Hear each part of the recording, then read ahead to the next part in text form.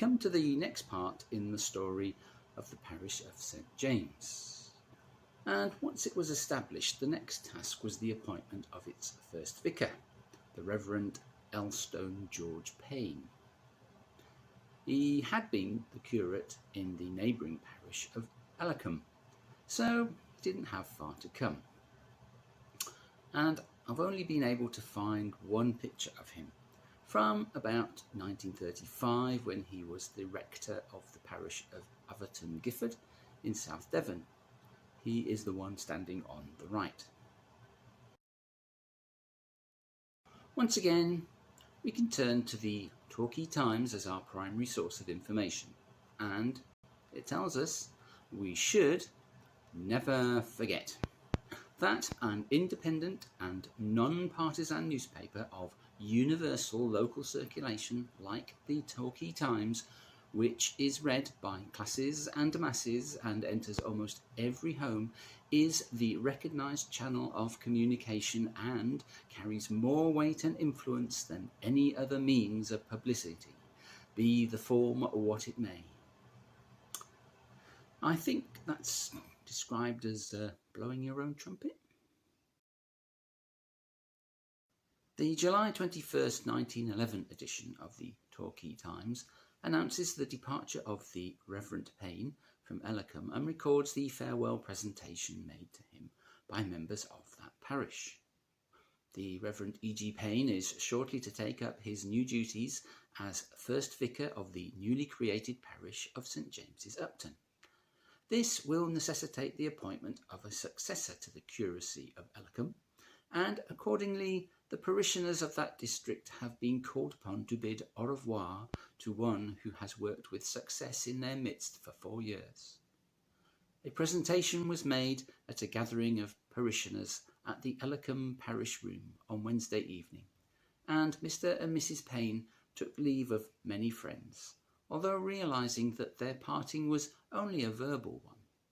Indeed, some of the speakers at the meeting stated that they were parishioners of St James's and intended to give the new vicar all the help in their power, whilst others mentioned that the two parishes were side by side and would still be working one with another. Thus, the farewell meeting was not by any means of the nature of a parting, but on the other hand was a homely gathering of a most happy nature. Humour was a feature of the speeches delivered, and the closing hymn was the doxology.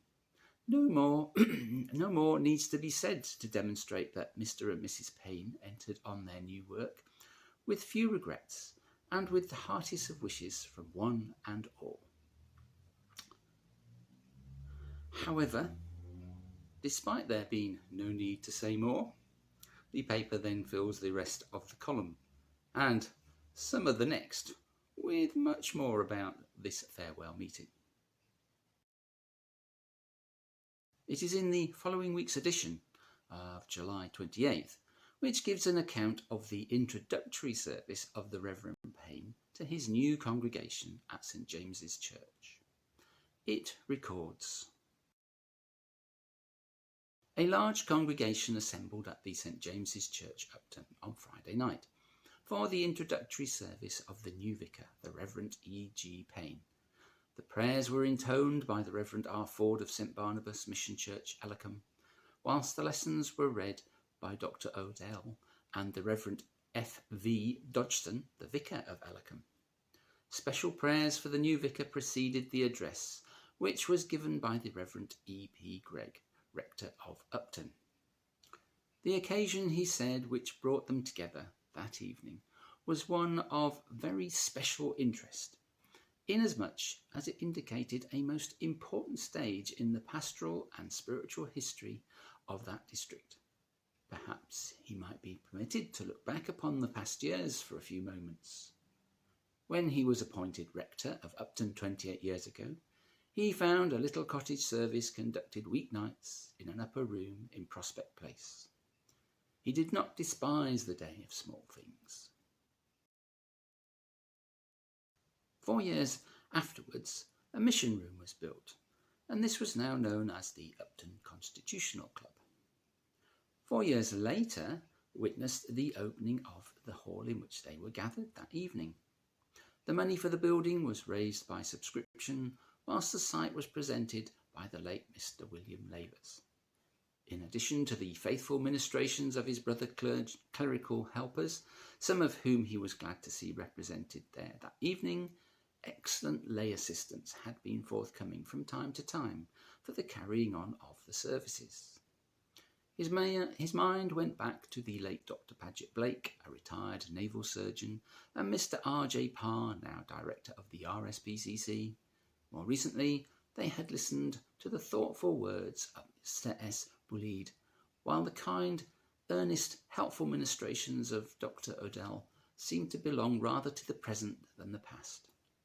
It would be difficult to express all the kindness that the parish and district had experienced from the hands of Dr. Odell.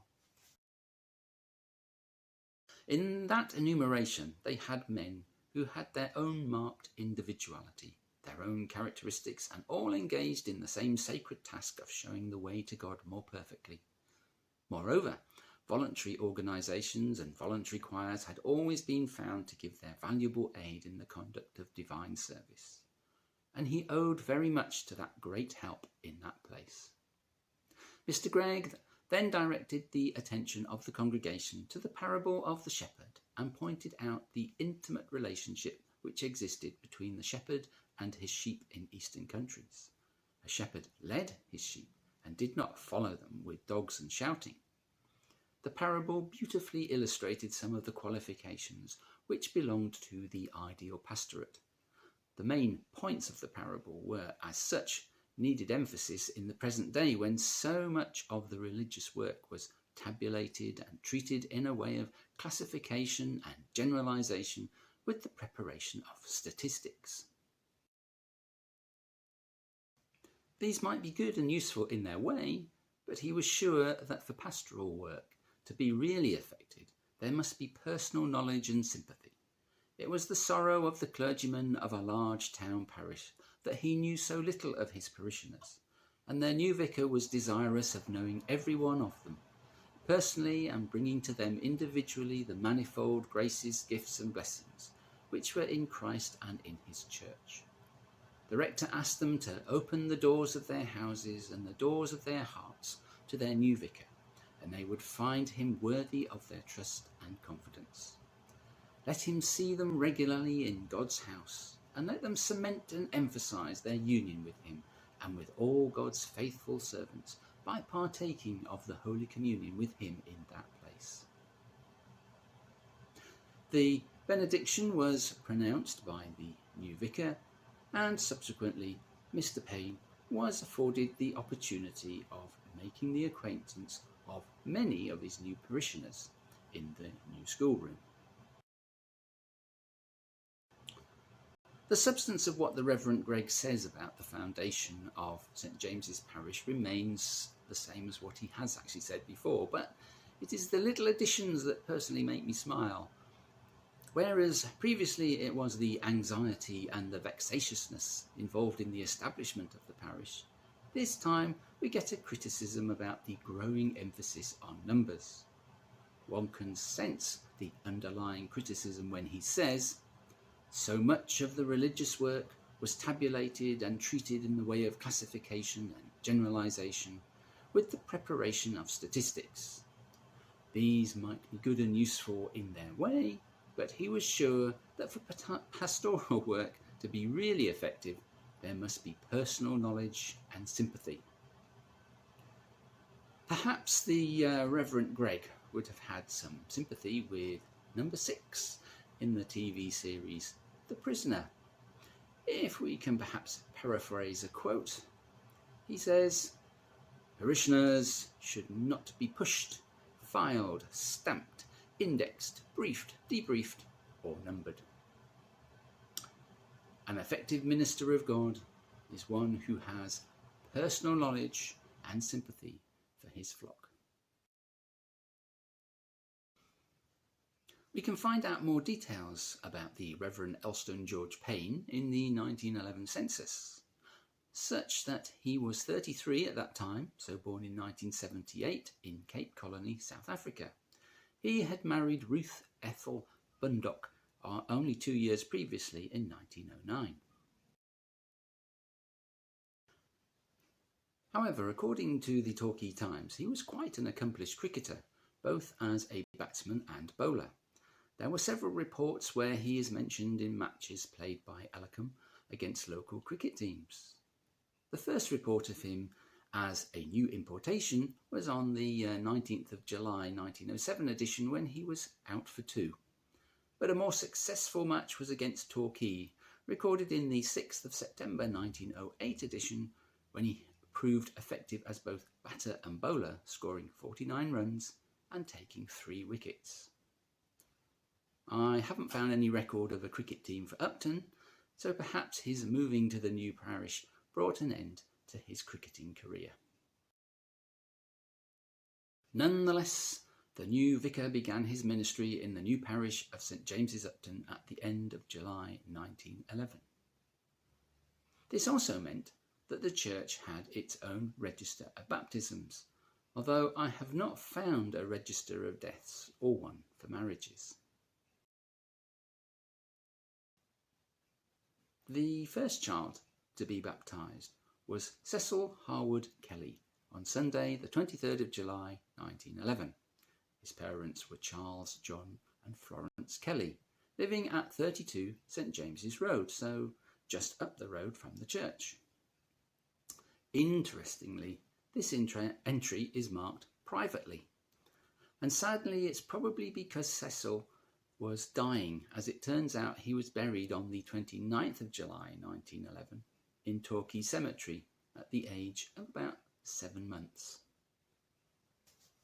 The second recorded baptism was of James Henry Dodd and took place on the following Wednesday, the 26th of July 1911. His parents were James Thomas and Emma Dodd, living at 85 Upton Road. He was born on January the 29th, 1911, so was nearly 6 months old. Another interesting feature of the first page is that there are 4 baptisms registered in August to the same address, 43 Parkfield Road, but for 3 different families. In the 1911 census, which was taken on the 2nd of April, so just over 4 months earlier, this has the enumeration forms for 3 families living at that address, although the address is recorded as 7 Parkfield Terrace on Parkfield Road. Thus we find Edith Woolacott and her daughter, Charlie and Louisa Kinor and their family, as well as a Harry and Mary Cooper. The Coopers may have moved on to be replaced by the Cooks. The social history of this part of Upton is something that bears further research. Meanwhile, one of the things that the rector of Upton Parish is reported to have said in January 1911 was, "The present hall is licensed for public worship and is capable of seating about 250 persons. The land on which it is built is part of the site given by the late Mr. Lavers for a church. It has been reckoned that there is, in addition, space enough for a church capable of seating 800 to 1,000 persons." The next video will look at the plans that were drawn up for that new church of St James's in Upton.